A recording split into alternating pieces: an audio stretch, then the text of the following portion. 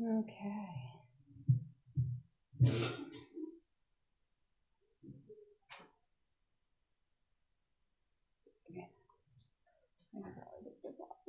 Are we ready to go? Okay. Good morning, everyone. Um, good morning to all of you here in the new sanctuary of the Metro East Unitarian Universalist Congregation, and greetings to those watching services remotely. This is a welcoming religious community, and we're so glad you are all here today. I'm Amy Valet. My pronouns are she and her, and I am delighted to serve today as the worship associate, which I've never seen done, so forgive me if I do this a little wrong. I'm relatively new to the congregation, so I've kind of just seen things with like one speaker up here doing most of it. So we're trying things a little differently today. So it's good to see you all here today, both new friends and longtime members, returning folks, and I hope that you all take time during coffee hour to reach out to someone new and say hello and welcome them. We welcome everyone to this home of comfort, spirit, justice, and hope. We are Unitarian Universalists.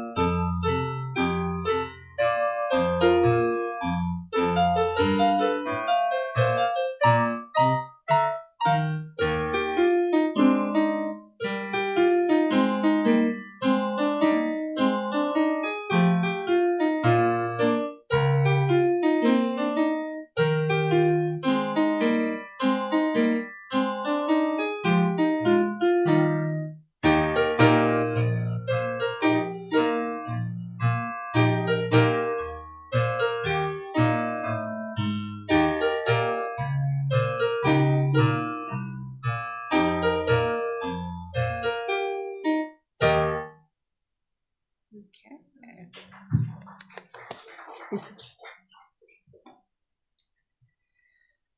Okay, so an important ritual with the Unitarian Universalist faith is the lighting of our chalice. Unitarian Universalists have many different interpretations of the flaming chalice, including the light of reason, the warmth of community, the flame of hope. If you're watching elsewhere and you have a chalice or a candle, please light it now as we all join in saying the unison words projected on our screen. And we have Haley, who is going to be lighting our chalice here today. We're going to be doing it a little differently than we have before. So come on up, Haley.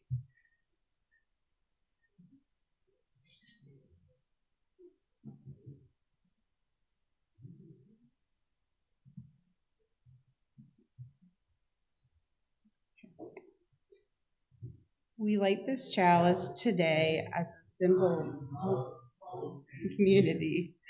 We light this chalice in thanks for all who came before us, rituals and memories. We light this chalice in thanks for all who are here now, who create community with loving action for family, old, new, given, and created. We light our chalice today. Okay. Will you join me as you are willing and able in spirit of prayer and meditation? Spirit of home and hearth, we come together today seeking the cozy comfort of family that looks different for each of us and every one of us. But all of us, it is created and sustained by love, patience, hope, laughter, and food. Many who we are here have all of these and more, and may we always be on the lookout for those who need to find their home here in this place today and in the years to come.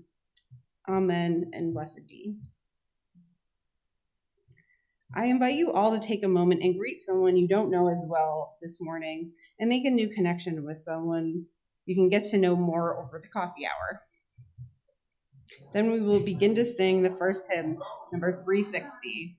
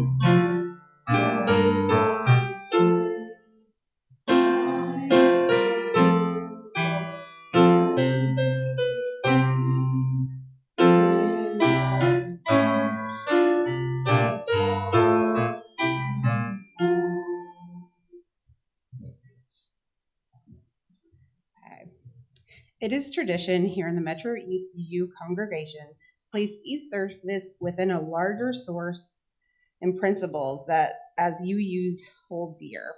While we are a religion with no requirement of creed or belief, we do have things we support overall. And service today is drawn from the emphasis on unity and diversity that runs through all of our principles and sources. It is reflected in this reading of worship written by Karen G. Johnson, titled The Embodiment of Abundant Love. The embodiment of abundant love in our lived lives, family comes in different shapes, sizes, and constellations. It is this variety, this diversity, that our lives are made fuller and our individual selves made more whole. It is this variety, it is in this diversity that we look back to the ancestors, recognizing no monolith, but instead a rich texture that informs the foundations beneath us. It is in this variety, it is in this diversity that we proceed forward to the future, choosing to be good ancestors ourselves rather than dutiful descendants. If we live our lives in recognition of this truth, there is no reason to act as if this is not true in death. Let us live into the truth so many of us lean on in times of loss, that love lives on even in death. As this is the truth of this family in life, so is it true for this family in mourning, giving free rein to all who willingly offer themselves as voice and bodies of abundant love. As part of our weekly worship service, we take time for expression of joys, concerns, and sorrows. Home for us means a place where we can each share things that weigh down our souls, that fill us with joy, and where we love surrounds us in good times and in turmoil.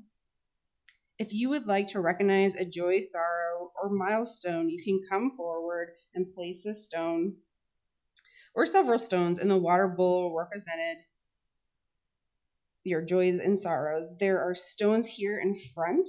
I invite you now to come forward and choose a stone and place it in the water, a symbol of what we carry in your heart. Let us be in spirit of prayer and meditation. We can start there.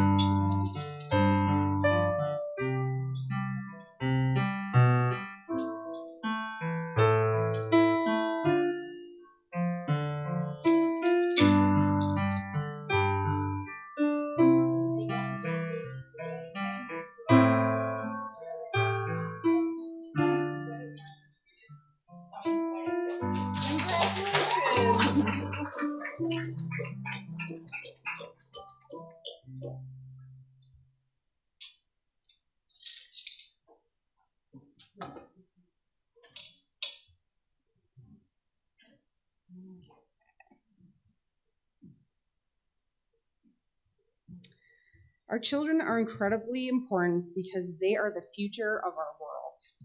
They are the future, but they are also here and now. Our theme today is Found Family, and this video book, But No Elephants by Jerry Smith, is a fun introduction to the subject for kids of all ages.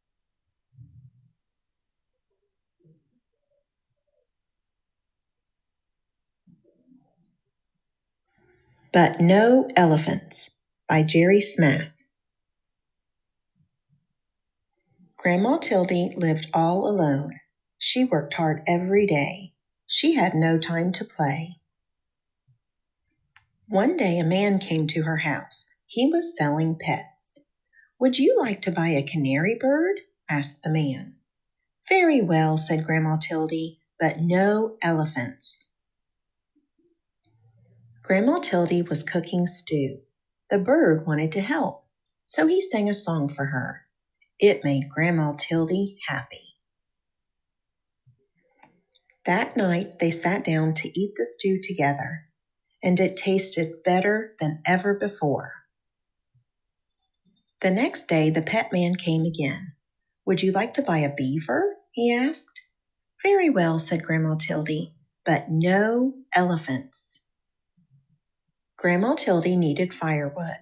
The beaver wanted to help, so he cut the wood with his sharp teeth. That night, they sat in front of a warm fire. Grandma Tildy went shopping. She met the pet man again. "Would you like to buy a turtle?" he asked. "Very well," she said, "but no elephants." Grandma Tildy was tired. The turtle wanted to help, so he carried her home on his back. That night, Grandma Tildy washed the turtle and put him to bed. The next day it rained hard. The roof started to leak. Then someone knocked on the door. It was you-know-who. "Would you like to buy a woodpecker?" the pet man asked. "Very well," said Grandma Tildy, "but no elephants." The woodpecker wanted to help, so he nailed the roof down tight. The dripping stopped. That night, they all danced together in the warm, dry house. The days got colder and colder. Grandma Tildy put food in jars for the winter. "I don't like the cold," she said. Just then, the pet man appeared. "Would you like to buy an elephant?" he asked. "He's the only animal left, and I must leave before it snows." "No, no elephants," shouted Grandma. She went back to her work. The pet man left. But the elephant stayed. It started to snow, and it kept on snowing. And snowing, and snowing, and snowing. "No elephants," said Grandma Tildy, but the elephant would not go. They could not see the elephant now, but they heard him crying. They felt sad. "Very well," called Grandma Tildy. "You may come in." The elephant was as happy as could be. But the elephant had a problem. He could not get through the door. So they all helped to push him inside. "Oh dear," said Grandma Tildy. "I hope the floor is strong. This is a very old house." Outside, the snow kept falling, but inside the house it was cozy and warm. Everyone hoped winter would go away and spring would come soon. That night, there was a terrible crash. The elephant had fallen through the floor. "We cannot fix this," said Grandma. "You will just have to stay there." The winter was long, and soon the firewood was gone. The elephant was always hungry. He kept eating and eating and eating until all the food was gone. "We cannot leave or we will freeze," said Grandma Tildy. "We cannot stay or we will starve. What are we to do?" The elephant felt sorry. Then he thought of a way to help. He started to walk. He walked and walked and walked and walked. When he stopped, they were in a warm, sunny place. And that is where Grandma Tildy and her friends are today.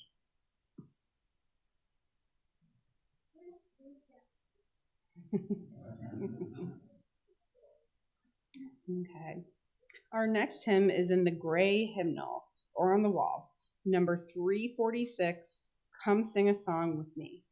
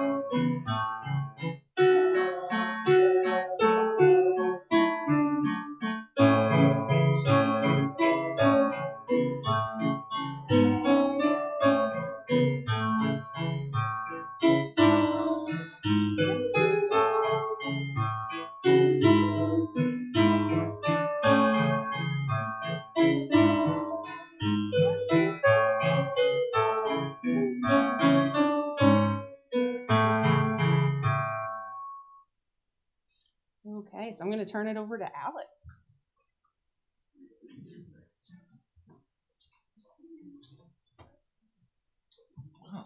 Good morning, everyone. Well, the reason I'm not doing the whole thing is because usually I'm hiding back there running the technology, but I'm here today because I am your upcoming congregational president. In the end of June, I will be transitioning to president. So speaking in front of the congregation like this is not something I normally do. I think the last time I did something like this, I was in middle school. So it's been a little bit.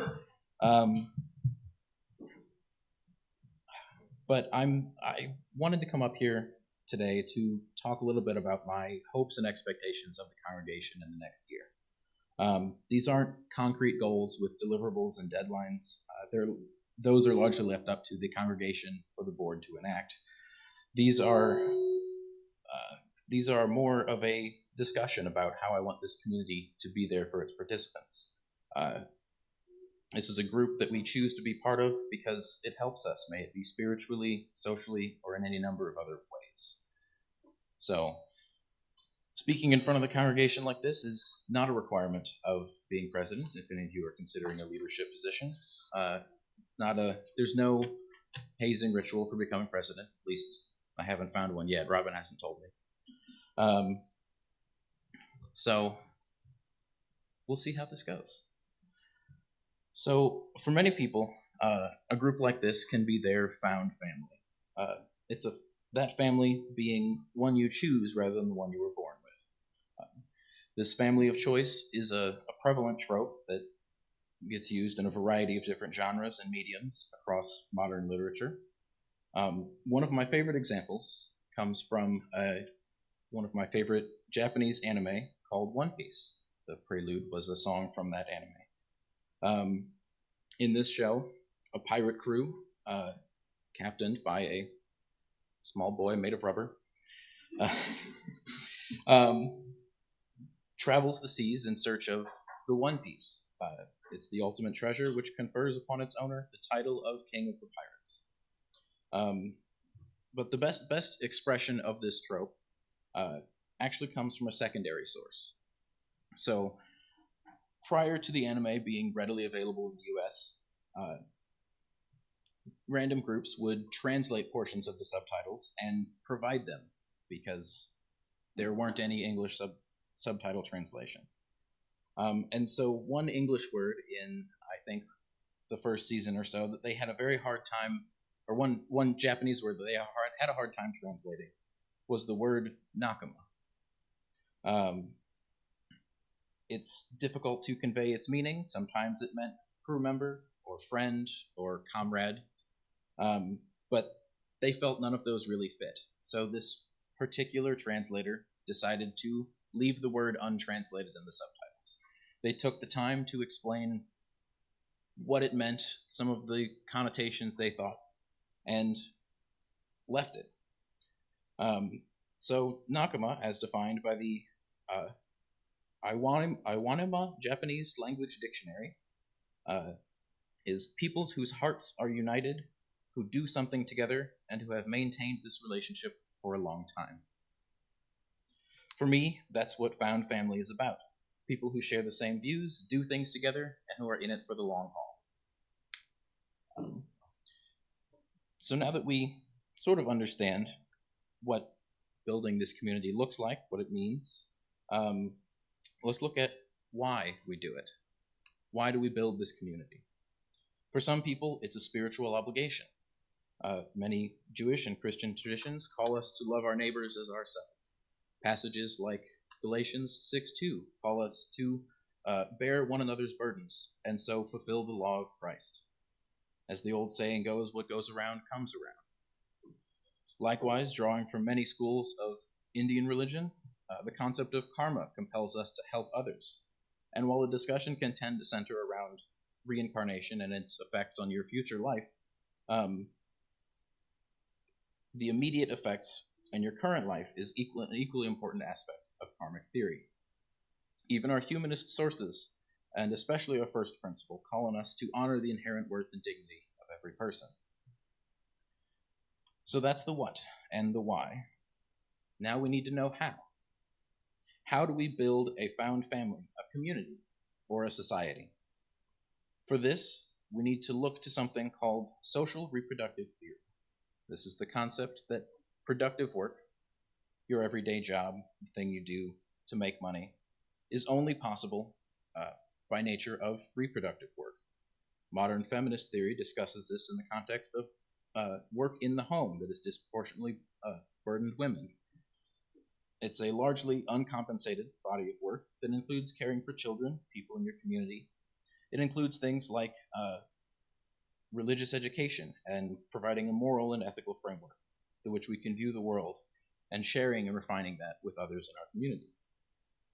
The purpose of all of this work is not only to allow so-called productive work to continue, but to perpetuate our society and how we believe we should relate to one another, often counter to how our society at large currently works. It is, in a few words, the unauthorized reproduction of our social relations. As you can see, the pirating of family. So this work shouldn't be undertaken alone. The purpose of family or community is this type of work. Supporting each other in times of need is why we are here. Indeed, there's even a scientific basis that this is how we survive. In 1902, a Russian naturalist, very different, published a collection of essays titled Mutual Aid, a Factor of Evolution, in order to counter the idea that evolution was a direct result of competition exclusively. In the first chapter, it stated, "There is an immense amount of warfare and extermination going on amidst the various species. There is, at the same time, as much or perhaps even more mutual support, mutual aid, and mutual defense. Sociability is as much a law of nature as mutual struggle." This extends to the concept of social Darwinism, countering the idea that the only way we get ahead in life is by competing with everyone else and winning. In fact, working together is not only a biological necessity, but a moral one. In a paper in an anthropology journal titled, "Is It Good to Cooperate?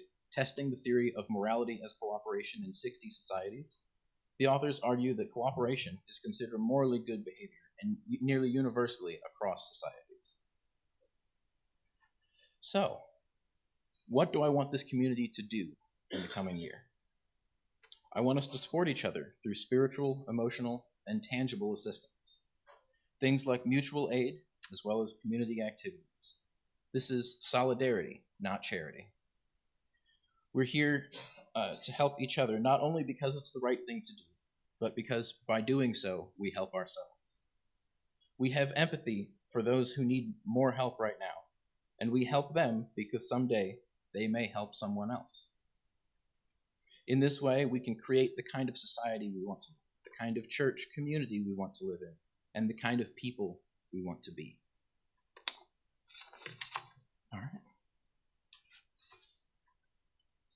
And let's see. I actually have the script, but I believe our next hymn is hymn number 1028, "The Fire of Commitment." Some of you might remember that one. Yeah, this is kind of a stand as you're willing and able hymn. Requires a lot of voice, so.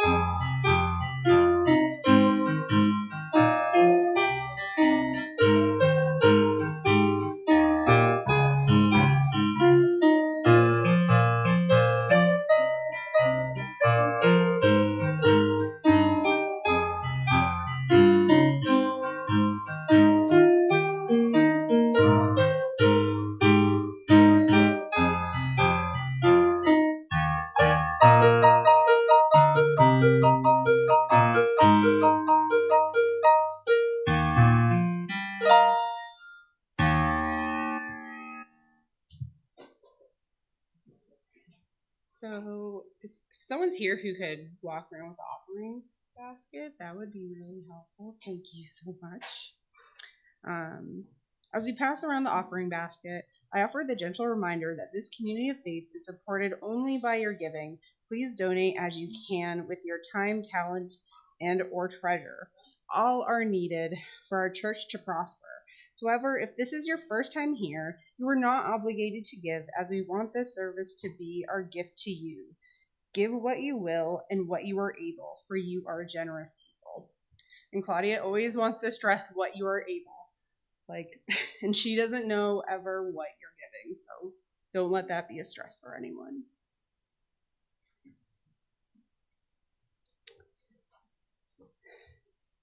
So please join with me in our offering prayer. May this offering equip us to inspire love and seek justice.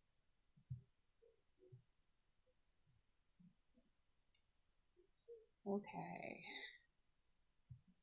Let's see. Did anyone have any special announcements other than what's up here? Because I can read. Yes. If you read in your newsletter, we're going to start a book club, and Sherry here is going to facilitate it. Awesome. And the book is The Agitators: 3 Friends Who Fought for Abolition and Women's Rights. Okay. Your local library will probably have it. I ordered this on Amazon Prime for $10. But it's Harriet Tubman, Martha Kaufman Wright, and Frances Sue. And it's a really good read. I guess I started reading the book I checked out of the library, but then I just became one of those. But now Jerry's reading it. He got first and I did something. Anyway, it's going to be a Zoom book club. The first one is going to be on June the 18th. Okay, June the 18th. Claudia will send out a Zoom link. Great. So new book club, The Agitators is the book. Sherry's organizing it in June 18th on Zoom. Got it. Awesome. Okay, so on June 9th, Claudia will be here leading services. Then June 16th, it will be Robin. June 23rd, there will be no services at the lodge because there will be a General Assembly Zoom service. And then on June 30th, Claudia will be back. And it will be the annual meeting potluck after service. So also on June 8th, we're going to be at the Goshen Market from 8 a.m. to noon. And so that's a Saturday. So if anyone's available to help out, I know there could be some help. And then June 9th, 11:30, it's an all UU picnic at Tower Grove Park. And that's a potluck. So just bring whatever you want. And it's very casual and a good way to just connect with more people. And then June 15th, come support the Masons Pancake Breakfast. So I know they also need some help with that. And then we also need setup and breakdown help for, that's all past, or today. So we'll need breakdown help today. So volunteers will be great. Something I want to mention is next Saturday at 1 p.m. we are doing a rainbow party at the Glen Carbon Library. And so that's just a really fun day where we're having a performer come and sing some songs. And we're going to dance and make some crafts and read some books. And it's just a really good time and just the way we want to celebrate Pride with our community. So that should be really good. 1 p.m. So we expect it to the dance party to go from about 1 to 1:45 and then do some crafts after that and probably start reading it too. So that's next Saturday. So I think that's the 8th. Yeah. I figured people might be interested in that one.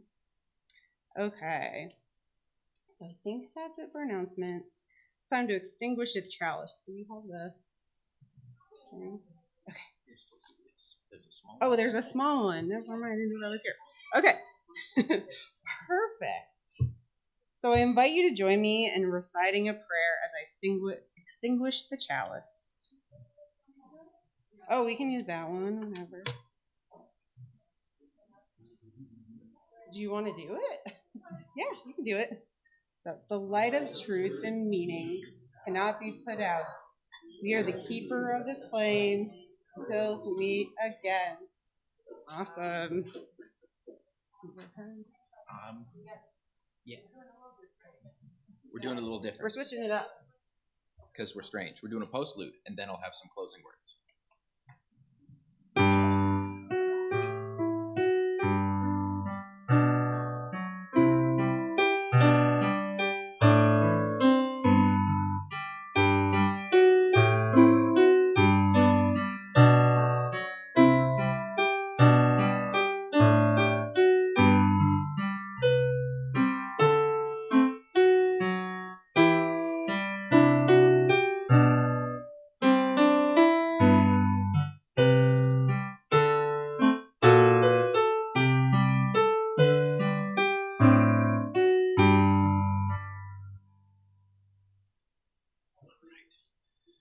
So, our closing words come from a bit of an unorthodox place.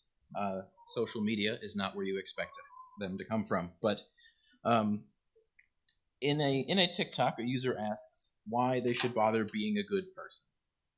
And so another user responded to tell them why they should be a good person.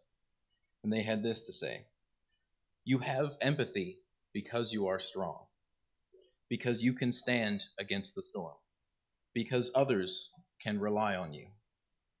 You are empathetic because you are superior. This has nothing to do with your moral standing. Being able to understand your fellow human is the first step towards progress. You are empathetic because you have strength to spare. Do not waste your time on such weakness." Thank you.